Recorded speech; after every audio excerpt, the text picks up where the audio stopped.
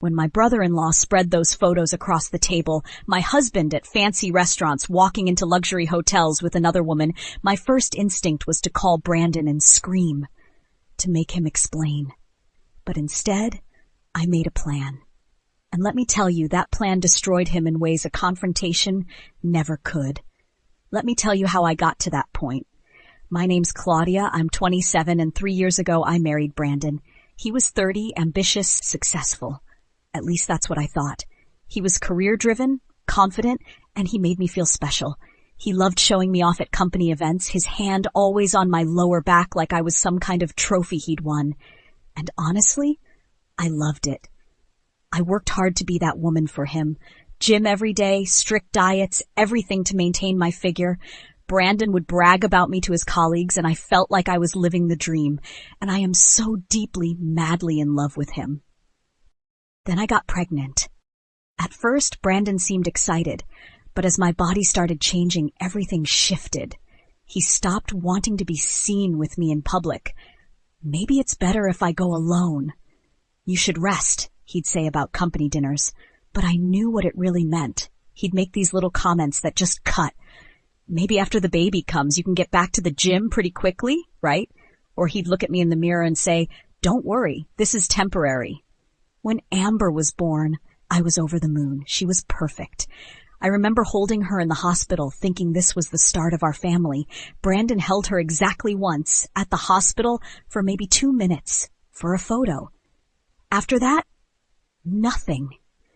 Newborns cry a lot, especially at night, and Brandon couldn't handle it. "I have to work early," he'd snap. "Deal with it. That's your job now." Your job, like I was the nanny, not his wife. Then he told me I needed to quit my job. I was a banker, had been for 7 years. But Brandon said I needed to focus on being a mother and a wife. So I did. I quit, and I threw myself into being the perfect housewife and mother. But it was never enough. I'd be exhausted, absolutely running on empty, and I'd beg Brandon, "Please, can you hold her for an hour so I can do laundry, or take a shower, or just sleep for 2 hours straight?" He'd sigh like I was asking him to climb Mount Everest, and most of the time he'd just grab his keys and leave. My mom raised 5 kids, and she always had dinner on the table when Dad got home, and you can't handle one little baby. You're being so dramatic. You complain too much. He called me dramatic for wanting an hour of relief. One night, Amber had been crying for hours. I tried everything. Finally, she fell asleep in my arms. I practically tiptoed over to where Brandon was watching TV. "Can you please just keep it down?" She just fell asleep, and I really need her to stay asleep. He looked at me like I'd lost my mind. "So now you want to control my relaxing time? I'm tired from working all day, Claudia. You're just here taking care of a tiny human. Now leave me alone." A tiny human. That's what he called his daughter. The next day, Brandon announced he was going out with the boys at Murphy's bar. This was my chance. I'd been up with Amber all night again. She'd woken up every hour. I was running on maybe 2 hours of sleep total. "Brandon, wait. Please," I said, trying to keep the desperation out of my voice. "Could you watch Amber for just a couple hours? I really need to sleep. Please, just a quick nap. Then you can wake me up and you can go." He looked right at me, disgusted. I know he heard me, but he just ignored me and grabbed his wallet, walked out the door, and left. That's when I decided to call my older sister, Diana. "Can you watch Amber? Please, I need to do something," I asked. "Of course," Diana said immediately. "Bring her over right now." I packed Amber's things and drove to Diana and David's house. David is Diana's husband, and from the moment he married my sister, he became the protective older brother I never had. He's a private investigator. "What are you going to do?" Diana asked carefully. "I need to confirm something," I said, because I'd been noticing things for weeks, the usual red flags, Brandon coming home smelling like perfume, being secretive with his phone, the late nights, all these little things I'd been ignoring, telling myself I was just paranoid. I drove to Murphy's bar, where Brandon said he was meeting the boys. His friends were there. Mike, Jason, Harry, all the guys from his office. But Brandon wasn't there. When they saw me walk in, the conversation stopped. They barely recognized me. I'd lost so much weight from stress, dark circles under my eyes, hair in a messy bun because I hadn't washed it in days. Sarah was there, Harry's girlfriend, a nurse who'd helped when I gave birth to Amber. She stood up immediately. "Claudia! Finally, another woman!" "Let me buy you a drink," she said loudly, then led me straight to the bathroom instead. Once the door closed, her smile dropped. "Claudia, how have you been? You look terrible. What's going on?" Then I broke down. Couldn't help it. I told her everything. The exhaustion, how Brandon never helped, how alone I felt. Sarah hugged me, then pulled back. "Claudia, I don't know how to say this. I think Brandon is seeing someone." My stomach dropped, but somehow I suspected that he is seeing someone. "The guys confronted him about it a few months ago," Sarah continued. "At first we thought he was just bragging about some fantasy. You know how he is. But he kept talking about this woman. The boys told him it was messed up, that you just had a baby, that he needed to support you."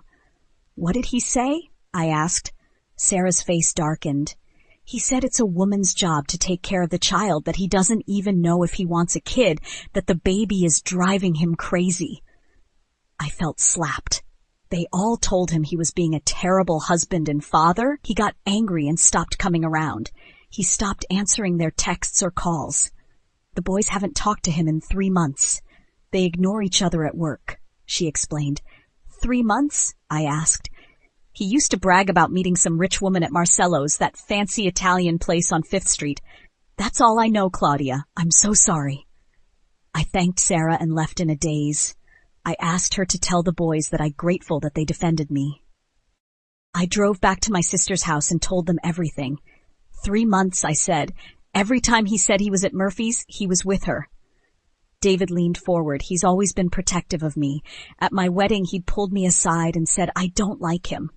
But if you're happy, just be careful. Promise me if he hurts you, you'll call us." I'd laughed it off.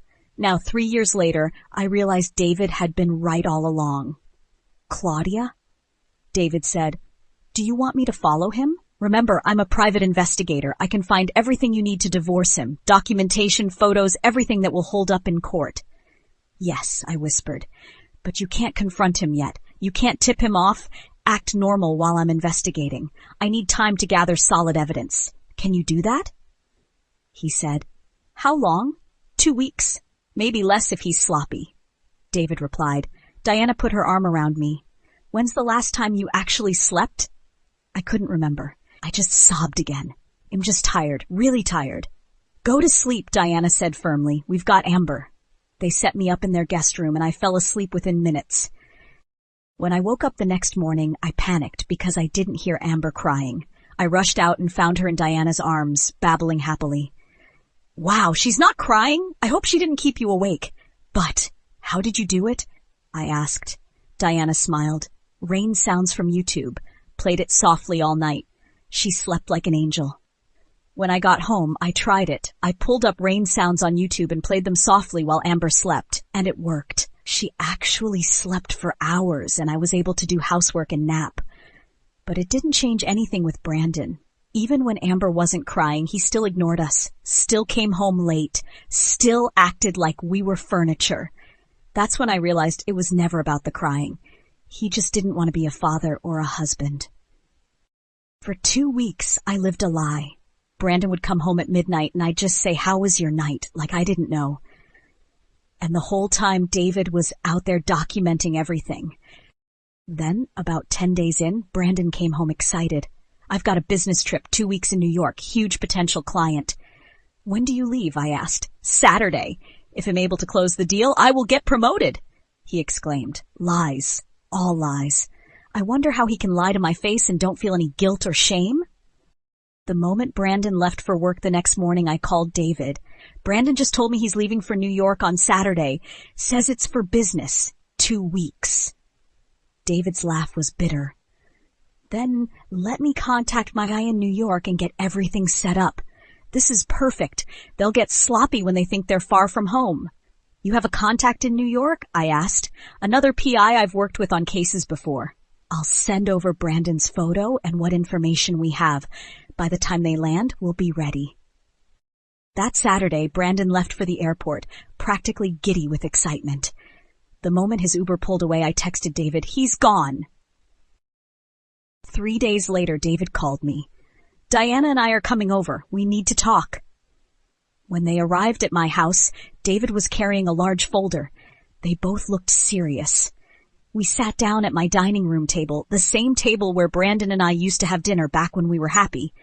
Now it was about to become the place where I'd see proof of his betrayal. David spread photos and documents across the surface. "These are from here in the city," David said. "Documented at Marcello's twice, the Grand Hotel 3 times, all time stamped." I stared at the photos. Brandon smiling at a beautiful woman across the table, his hand on her back as they walked into a hotel. "And this is from New York," David said. My contact confirmed they're staying at the Plaza together. Dinner at Per Se, walking through Central Park. There was my husband living this whole other life, laughing, relaxed, happy, everything he hadn't been with me in months. And that's when my first instinct kicked in. I wanted to call Brandon and scream, but I didn't, because a confrontation would give him the chance to lie, to manipulate, to make excuses. No, I was going to make a plan. I looked at David. "Who is she?" "Brianna Peterson. She's 29, been married 7 years to Jim Peterson." "Jim Peterson?" Something clicked. "Oh my God! Jim Peterson, CEO of Peterson Commercial Real Estate. That's Brandon's biggest client. He never shuts up about handling his account." David and Diana exchanged looks. "Your husband is sleeping with his biggest client's wife," David said. I stood up suddenly. "Brandon keeps Jim's business card in his office. Top drawer. He shows it off like it's some kind of trophy." I walked to Brandon's home office, a room I rarely entered, and opened the top drawer of his desk. There it was, right where I knew it would be. Jim Peterson, CEO, Peterson Commercial Real Estate, complete with direct email and phone number. I came back to the dining room and placed the card on top of all the photos. "I'm going to tell him," I said. "Jim Peterson deserves to know." Diana looked worried. "Are you sure?" "I'm sure," I said. I sat down and wrote an email to Jim Peterson. I kept it professional, the way I used to write to clients when I was a banker. I explained who I was, what I'd discovered, and that he deserved to know the truth. I told him Brandon and Brianna were both in New York right now, supposedly for different reasons, but I had evidence they were together. I said I was filing for divorce and would be willing to serve as a witness if needed. Then I scanned and attached every single photo David had gathered, time-stamped, organized, undeniable. My finger hovered over send. Once I did this, there was no going back. I clicked send. Then Diana and David helped me pack up everything. Mine and Amber's clothes, documents, baby supplies, everything. We loaded it into David's truck. They'd set up their guest room for us. "You're staying with us as long as you need," Diana said firmly. About an hour after I'd sent that email, while David and Diana were still at my house helping me think through next steps, my phone rang. It was an unknown number. My heart was pounding when I answered. "Hello? Mrs. Price? This is Jim Peterson."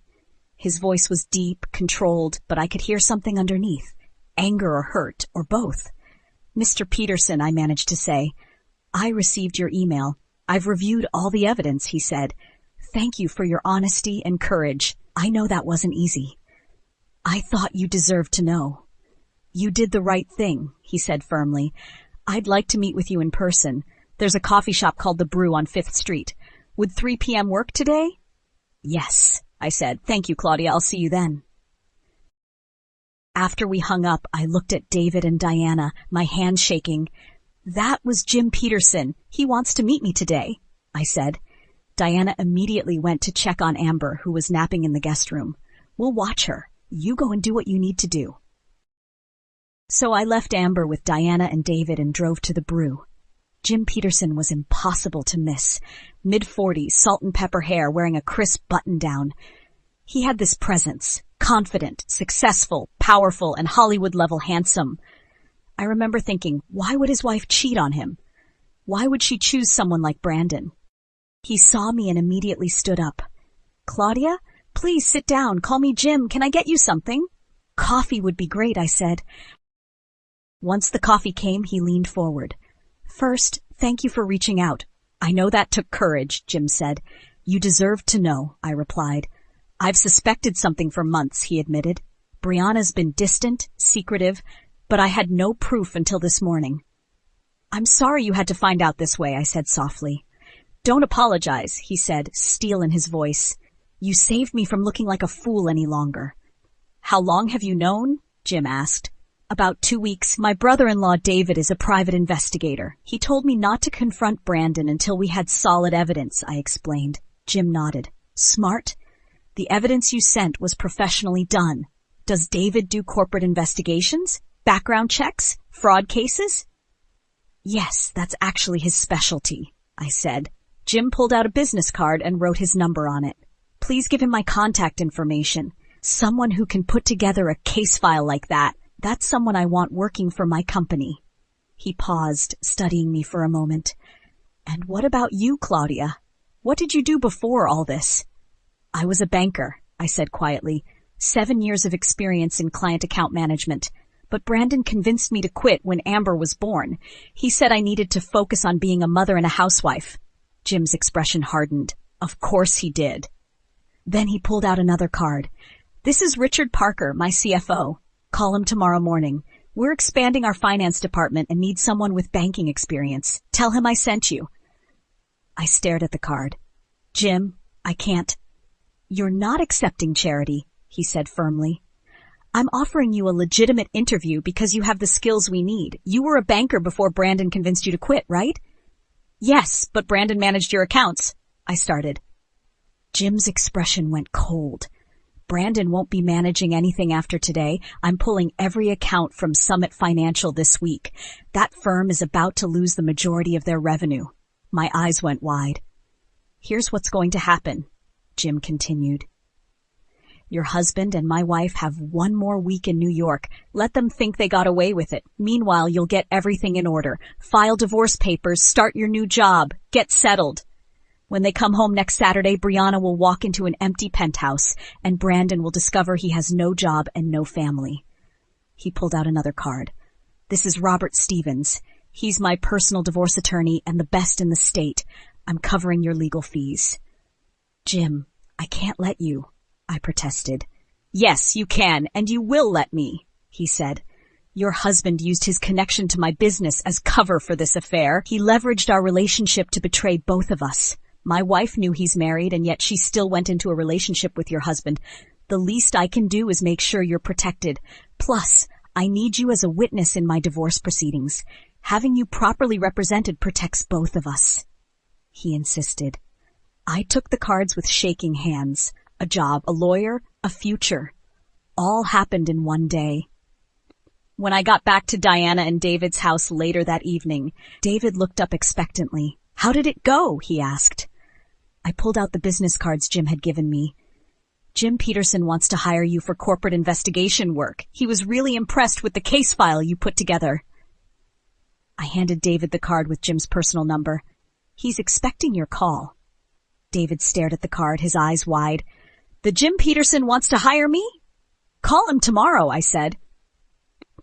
The next morning, I listened as David made the call. Yes, Mr. Peterson. Corporate investigations, background checks, fraud cases, that's my specialty. Yes, I can send over my portfolio today, David said into the phone. When he hung up, he looked at me with a huge grin. Jim Peterson just hired me. Retainer basis. This is the biggest client I've ever had. Diana laughed at her husband's excitement, and despite everything, I found myself smiling. Later that day, Friday, I had my interview with Richard Parker at Peterson Commercial Real Estate. It was professional and thorough. At the end, Richard told me the job was mine if I wanted it. $85,000 annually, full benefits. He wanted me to start the following Monday, in 10 days. Yes! I said yes. That afternoon, I met with Robert Stevens, Jim's divorce attorney. We went through everything. Grounds for divorce, adultery, and abandonment. With our evidence, the case was solid. I'd get primary custody. Child support would be calculated based on Brandon's previous income, regardless of his future employment status. The divorce petition would be ready in a week. Once finalized, a process server would deliver the papers to Brandon. Robert's instructions were clear. No contact with Brandon whatsoever. So I signed the papers. In New York, Brandon and Brianna were still living their fantasy, completely oblivious to the fact that back in Chicago, their lives were being dismantled. The following Thursday, exactly 1 week after I'd met Jim, he made his move. Jim called the managing partners at Summit Financial directly. Brandon Price had been having an affair with Jim's wife for months. He had extensive evidence, photographs, timestamps, documentation. Brandon had been using his professional connection to Jim's business as cover for the affair. A catastrophic breach of professional ethics and a massive liability. Jim gave them until end of business Thursday to confirm Brandon Price was no longer with their company, or he'd pull all of his accounts and make sure every CEO in his network knew exactly why.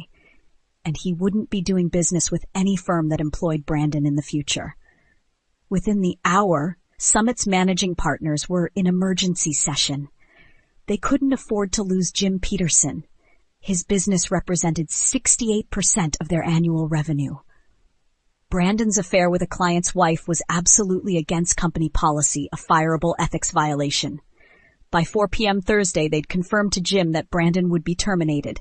They scheduled the actual termination meeting for Friday morning, 9 a.m., when Brandon returned from New York. But there was something else they'd discovered when they started investigating. Brandon had lied about the New York trip. He'd told them he was meeting a big prospect. The company had paid for his flights, his hotel room, his per diem, but there was no prospect, just an affair. His boss called him in New York Thursday evening, demanding he get on the first flight back Friday morning for a mandatory meeting. Brandon's phone exploded with angry calls. Brianna's phone started ringing too. A text from Jim. "I know everything. Come home immediately." They both are in pure panic. They scrambled to book a 6 a.m. Friday flight back to Chicago. Friday morning, Brandon went straight from the airport to Summit Financial's offices. The meeting lasted less than 5 minutes. 3 angry managing partners sat across from him. No one offered him a seat. "Brandon will make this quick," the senior partner said. "Jim Peterson contacted us yesterday about your affair with his wife. We've confirmed the facts. That's a direct violation of our ethics policy. You used your professional relationship with our most important client to conduct an affair with his wife." "Sir, I can explain," Brandon started. "There's more," the partner continued, his voice ice cold. "You lied about the New York trip. You told us you were meeting a major prospect.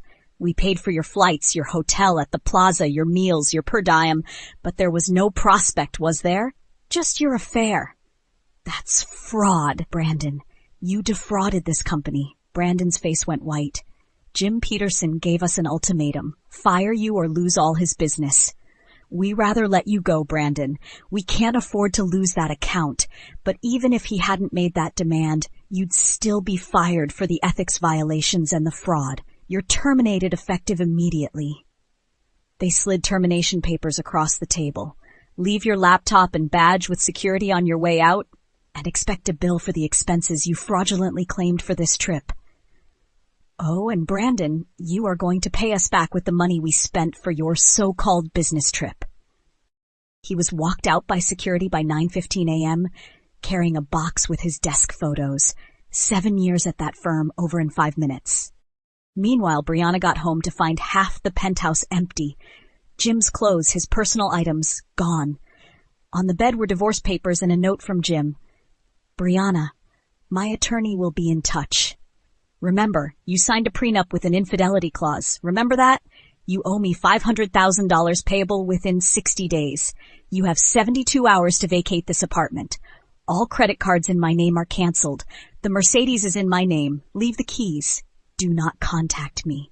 Jim, Brianna can't do anything but sit there and cry. Brandon came home around 10:30 a.m. to find our house half empty. My clothes gone. Amber's crib and everything gone. Half the furniture gone. Then there was a knock at the door. "Brandon Price? Yeah? You've been served. Have a nice day, sir." The process server handed him an envelope and walked away. Brandon opened it with shaking hands. Petition for dissolution of marriage. Petitioner, Claudia Marie Price. Respondent, Brandon James Price, grounds. Adultery and abandonment attached were copies of everything. Photos of him and Brianna at Marcello's at the Grand Hotel, in New York at the Plaza at Per Se in Central Park, all time-stamped, all documented, all undeniable.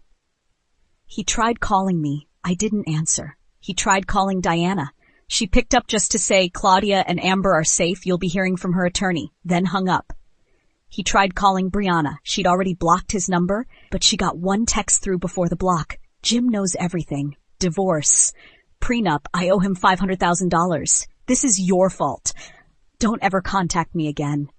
In one day, Brandon lost his job, his wife, his child, his mistress, and his entire future.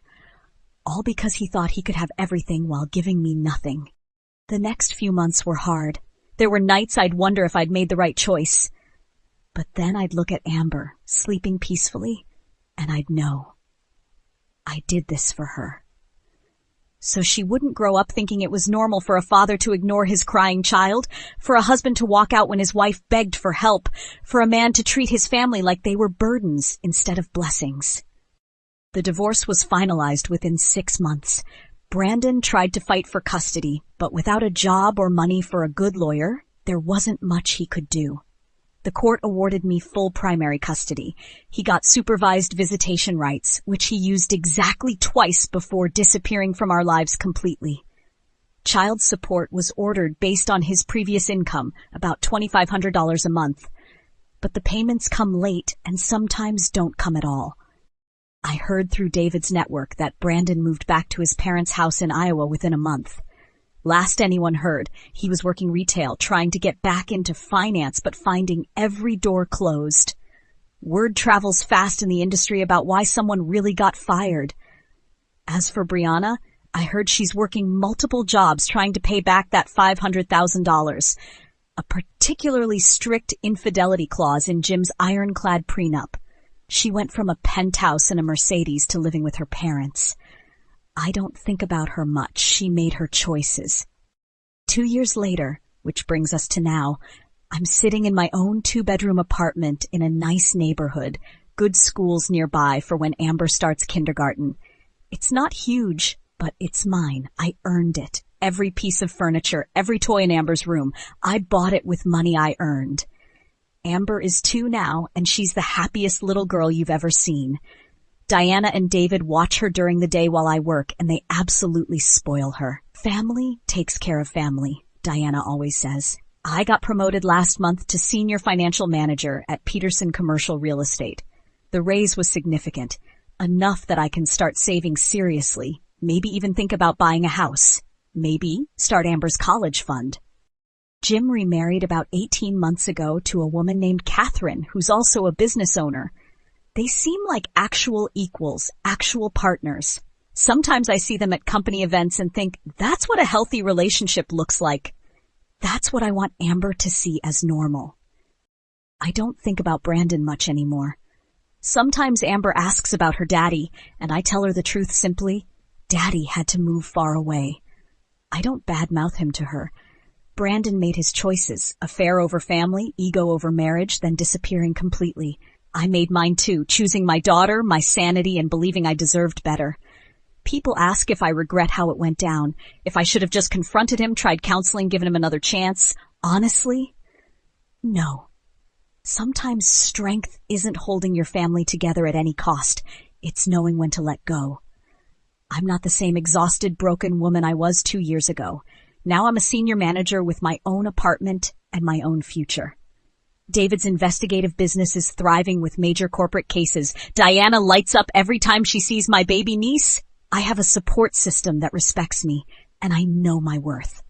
When I saw those photos and wanted to scream at Brandon, I'm so glad I didn't. Because making a plan, gathering evidence, and telling the truth destroyed him in ways a confrontation never could. I didn't just escape a bad marriage, I built a life worth living. And that's the best revenge of all. If you enjoyed this video, hit that like button and drop a comment below. Don't forget to follow for more content just like this. Thanks for watching. Catch you next time.